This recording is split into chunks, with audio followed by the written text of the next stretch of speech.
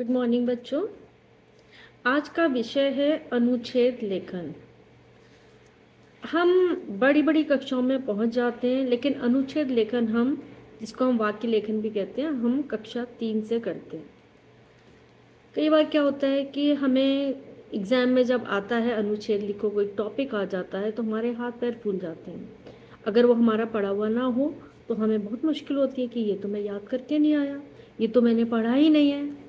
लेकिन मैं आपको बताऊं कि अनुच्छेद लेखन हमारी क्रिएटिविटी को, हमारे सोचने की शक्ति को, हमारे लेखन की शक्ति को मापने के लिए दिया जाता है कि हम किसी भी विषय पर क्या सोचते हैं, हम उसके बारे में क्या जानते हैं। इसलिए हमें ये अनुच्छेद लेखन दिया जाता है, जो कि एक रचनात्मक लेखन का ही एक क्रिएटिव राइटिंग जिसे आप कहते हैं, उसी का एक ये पार्ट है कि हम किसी विषय को हम कैसे देखते हैं, कैसे जानते हैं, कैसे समझते हैं, उसी को क्रमबद्ध तरीके से लिखना ही अनुच्छेद लेखन है। ठीक है, तो हमें कुछ बातों का ध्यान रखना चाहिए अनुच्छेद लिखते वक्त। ये अभी मैं आपके साथ डिस्कस करती हूँ। उससे पहले हम ये जान लें कि विषय को समझना, जानना और उसके बारे में कुछ पंक्तियों को लिखना ही अनुच्छेद है, जो कि निबंध का एक छोटा भाग कह सकते हैं हम। निबंध में तो हम बहुत सारी चीज़ें लेते हैं कि उसकी भूमिका लेते हैं, उसके बारे में लिखते हैं, विषय की सामग्री क्या है वो लिखते हैं कि उसमें होता क्या है। इसके बाद हम उपसंहार भी लिखते हैं, थोड़ा लंबा होता है निबंध। लेकिन अनुच्छेद में क्या करते हैं हम, किन बातों का हमें ध्यान रखना है, पहले हम इस बात को कह लेते हैं कि अनुच्छेद लिखते समय हमें अपनी भाषा को जितना हो सके सरल भाषा में लिखना है। बहुत मुश्किल शब्दों का समावेश मत करिए। आसान भाषा में जैसे हम बात करते हैं आप वैसे लिख सकते हैं। एक उसमें होती है शब्द सीमा, यानी कि आपको दिया जाएगा 60 से 70 शब्दों में लिखिए। ठीक है, इसका ये मतलब नहीं है कि आप एक एक शब्द को गिन के लिखें। आपकी बात पूरी नहीं हो रही है तो आप ऐड कर सकते हैं, अब में ख़त्म कर सकते हैं। आप एक देख लें कि पंक्तियों में कितने शब्द आते हैं। आपका जो राइटिंग का जो स्टाइल है उसमें देखें कि एक पंक्ति में आपके कितने शब्द आते हैं। आप उससे अगर मल्टीप्लाई करेंगे तो आपको पता लग जाएगा कि मेरा अनुच्छेद हो गया कंप्लीट। इन शब्द सीमा के अंदर ही आप लिखें और उस शब्द सीमा के अंदर आप अपने अनुच्छेद को कंप्लीट करें या पूरा करें। ठीक है, उसे ना ज़्यादा लिखें ना उससे बहुत कम लिखें। ठीक है, ज़्यादा लिखेंगे तो भी कोई फ़ायदा नहीं, आपको अंक उतरे ही मिलने हैं। ठीक है, तो शब्द सीमा का इसमें आपको ध्यान रखना है और इसमें आपको कोई भूमिका नहीं लिखनी है। ठीक है, कि उसके बारे में कि क्या होता है, इससे पहले की ओर जो हम भूमिका शुरू करते हैं, प्रीफेस जिसे आप कह सकते हैं, तो उसकी ज़रूरत नहीं है।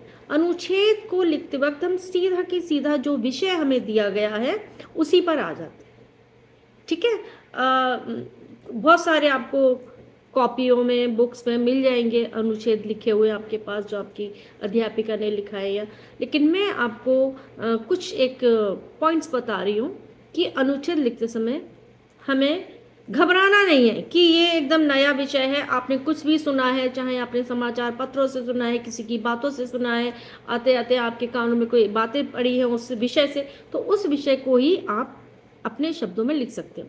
जैसे आजकल बहुत ज़्यादा कॉमन है, मैं बहुत कॉमन तो नहीं ले रही हूँ, किसी भी मैं आपको बता देती हूँ कि अगर आपको किसी त्योहार पर लेना है, बहुत आसान होता है, तो आप बता सकते हैं कि बहुत सारे त्यौहार हमारे देश में मनाए जाते हैं और जो भी त्यौहार का नाम है वो जिस भी धर्म से संबंधी है उसको बता सकते हैं, उसके बाद उसमें क्या किया जाता है वो बता सकते हैं।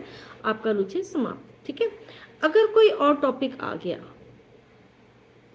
तो मान लो मैं एक नया टॉपिक लेती हूँ कि आजकल शिक्षा के बारे में कि पढ़ेगा इंडिया तो बढ़ेगा इंडिया, मान लो ऐसा आ जाता है, तो आप ये लिख सकते हैं शिक्षा के बारे में कि किसी भी देश की जो प्रगति है, जो तरक्की है, वो किसी भी शिक्षा पर वो आधारित है। ठीक है, उसका माध्यम शिक्षा है हमारे लिए, हमारे देश की तरक्की के लिए। तो देश के हर नागरिक को जितना अधिक वो शिक्षित होगा, उतना अधिक वो जागरूक होगा, तो हमारा देश वैसे ही तरक्की करेगा। ठीक है, और सरकार की आपने देखा होगा कि बहुत जगह जगह टीवी पर भी विज्ञापन आते हैं। अगर आप न्यूज़पेपर नहीं पढ़ते या आप रास्ते में चलते फिरते देखिए होर्डिंग्स लगे होते हैं तो वहाँ आप देखो शिक्षा का प्रसार के बारे में बताया होगा कि सरकार भी इस बात को जानती है कि साक्षर बनाना, शिक्षित करना एक महत्वपूर्ण कदम है हमारे देश की तरक्की के लिए। तो हम हमारी जो सरकार है वो बहुत सारी योजनाएं चला रही है, बहुत सारे लोग बच्चों को वो प्रमोट कर रही है, उनको अवार्ड दिए जाते हैं। वो किसी भी और क्षेत्र में अगर अच्छा कर रहे हैं तो उन्हें अवार्ड मिल रहे हैं, ठीक है। फिर आप ये लिख सकते हैं इसमें कि क्योंकि हमें टॉपिक से भटकना भी नहीं है, है ना। हमारा टॉपिक है पढ़ेगा इंडिया बढ़ेगा इंडिया। तो हम यहाँ पर ये भी कह सकते हैं कि आज कोशिश तो सरकार कर रही है कि हर बच्चों के हाथों में पुस्तक हो, वो बच्चा स्कूल जाए। पर हम देखते हैं कि बच्चों के हाथ में पुस्तकों के अलावा बर्तन है, झाड़ू है, कूड़े की पन्नी है, कचरा उठा रहे हैं बच्चे। तो हर बच्चे के हाथ में आज भी हम देख रहे हैं कि पुस्तकें नहीं हैं, उनको शिक्षा नहीं मिल रही है, वो स्कूल नहीं आ रहे हैं। तो बस जैसे हमारी सरकार कहती है या हम जानते हैं हमारा एक मौलिक अधिकार है कि बाल श्रम एक अपराध है और जो शिक्षा है वो हमारा राइट टू एजुकेशन है। तो ये सिर्फ कहने से नहीं होगा, इसको करने की ज़रूरत है।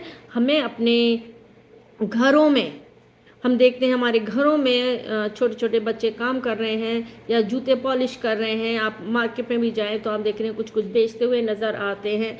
तो हमें क्या करना है कि हमें ये जानना है कि शिक्षा, जब तक हर बच्चा शिक्षित नहीं होगा हमारा देश तरक्की नहीं कर पाएगा, ठीक है।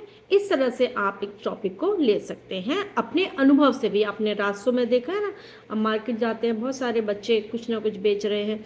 आप इन बातों को, अपने निजी अनुभवों को भी अपने अनुच्छेद में लिख सकते हैं। ऐसा नहीं है कि आपने जो रट लिया है, जो किताब में पढ़ा है वही सही है, उसी को लिखेंगे तो आपको अंक मिलेंगे, ऐसा नहीं है, ठीक है। और त्यौहार में आप अपने घरों में जो त्यौहार मनाते हैं, जिस तरीके से आप त्यौहार मनाते हैं उस तरीके को भी आप लिख सकते हैं, ठीक है। तो ये एक टॉपिक मैंने आपको लिया, बाकी बहुत टॉपिक आपको मिलेंगे। जैसे मैंने बता दिया आपको, सैर के बारे में बहुत बात पूछा जाता है, लेकिन क्या आप सैर पर जाते हैं? अगर जाते हैं तो आप अपने निजी अनुभवों को भी लिख सकते हैं। और इसको इस तरह लिखेंगे, मान लो प्रातःकालीन सैर के फ़ायदे क्या हैं, तो आप बता सकते हैं कि आजकल हर इंसान अपनी सेहत को लेके फिक्रमंद है, सेहत को लेके जागरूक है। और प्रातःकाल की सैर तो एकदम अनोखी होती है। जब आप बाहर निकलते हैं प्रातःकाल की सैर के लिए तो बगीचे में आप जाते हैं, मान लो पार्क में जा रहे हैं या आप सड़क पर भी जा रहे हैं, तो चिड़ियों की जो कलरव है, चिड़ियों की जो मधुर आवाज़ें आपके कानों में पड़ती हैं, तो आपका मन बहुत प्रफुल्लित हो जाता है, आनंद से भर जाता है, ठीक है। आपके मन को बहुत शांति मिलती है, राहत, अच्छा लगता है आपको। स्फूर्ति, तो पूरे दिन भर के काम करने की स्फूर्ति आपके शरीर में आ जाती है, ठीक है। और प्रातःकालीन सैर के बहुत सारे फायदे हैं, इंसान निरोग रहता है। आप देखिए डॉक्टर भी कहते हैं कि आपको सुबह शाम सैर करनी चाहिए, आप हर तरह की बीमारियों से बच सकते हैं जो आजकल है। इसके अलावा सुबह जो होती है सैर, सुबह की सैर जो होती है वो आपके लिए आपके प्रदूषित रहित हवा होती है, जो आपके शरीर के अलावा आपके मन पर भी अच्छा प्रभाव डालती है, ठीक है। तो बहुत सारे लाभ हैं और हर डॉक्टर आजकल आपको यही बोलेंगे कि आपको सैर के लिए जाना चाहिए। आलस त्याग कर सुबह सैर पर जरूर जाए। जिनको सुबह टाइम मिल रहा है वो सुबह जाएं, अन्यथा शाम को भी सैर की जा सकती है। तो इस तरह आप किसी भी टॉपिक पे छोटा से छोटा आप एक टॉपिक पर अनुच्छेद लिख सकते हैं। अनुच्छेद का मतलब है अपने आप को ही एक्सप्रेस करें, है ना। वो आप अपने अनुभव को ले सकते हैं और अपनी और भी जो आपने चीज़ें देखी हैं उन पर भी लिख सकते हैं। तो किसी भी टॉपिक पर लिखने के लिए आप घर में भी प्रैक्टिस करें। छोटी सी टॉपिक पर कुछ कुछ बातें आप आधा पेज, 4 लाइन इस तरह से शुरू कर सकते हैं। तो आप देखेंगे कि आप अनुच्छेद खुद लिख सकते हैं। इसको याद करने की आवश्यकता नहीं है, कहीं से रटने की ज़रूरत नहीं है। कहीं पूछा जाएगा आपको, मान लो एग्जाम में भी आएगा, तो आप कह सकते हैं, आप सोच सकते हैं, आप 2 मिनट उसे सोचें और ये सोचें मन में कि आप उसे कैसे शुरू करेंगे, कैसे लिखेंगे और कैसे अपनी बातों को डालेंगे। कई बार हम जब लिखते हैं तो लिखते लिखते हम कुछ भूल भी जाते हैं, और हम उसे ऐड करना चाहते हैं। अनुच्छेद में आप कहीं भी ऐड कर सकते हैं अपनी बात को, उदाहरण के तौर पे लिखकर, या ऐसा मैंने देखा या मेरा मानना है, ऐसे करके अपनी बात लिखें। So thank you.